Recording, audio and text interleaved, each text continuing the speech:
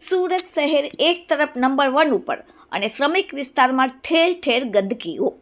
Surat smart સિટીમાં હવે અમુક વિસ્તારમાં સીમિત હોવાનું સામે આવ્યું.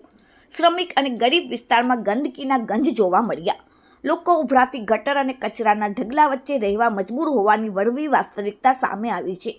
કોંગ્રેસ દ્વારા આક્ષેપ કરવામાં આવ્યો કે સતત બળગા ફૂંકનાર ભાજપ શાસકો ગરીબ શ્રમિક વસ્તી ધરાવતા વિસ્તાર સાથે કેવું ઓરમાનું વર્તન કરી રહ્યા છે, જેની આ કડવી વાસ્તવિકતા છે.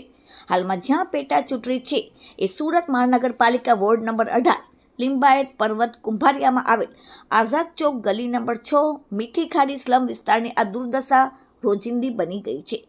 મીઠી ખાડી આઝાદ ચોક ગલીમાં રોજ સવારે 6 થી 9 વાગ્યા સુધી આ ગલીમાં પાણી ભરાયેલું રહે છે. આ ગલીમાંથી પસાર થતા સ્કૂલના બાળકોને, મંદિરમાં જવાવાળાને, મસ્જિદમાં જવાવાળાને બધા પાણીમાંથી જાય છે. આ પાણી ભરાવાથી વર્ષોથી સમસ્યા છે. અહીં 2 કુંડી છે. મેઇન કુંડી હોવા છતાં પણ પાણી જતું નથી. અહીંયા 2 ચેમ્બર બનાવેલા છે. આ ચેમ્બરમાં પણ પાણી જતું નથી. રોજ સવારે લોકોને આ જાતની તકલીફ પડે છે. એટલું જ નહીં, પણ સ્થાનિકોનું કહેવું છે કે વારંવાર ફરિયાદો હોવા છતાં તંત્રના પેટનું પાણી હલતું નથી. સુરત મહાનગરપાલિકા સ્થાનિક ઝોન ઓફિસને વારંવાર ફરિયાદ કરવા છતાં કોઈ પણ જાતની કડક કાર્યવાહી કરેલ નથી અને તેનો નિકાલ કર્યો નથી. આવી જ રીતે ગંદકી અને ગટરોમાં લોકો રહી રહ્યા છે. Bureau report, daily India TV, Surat.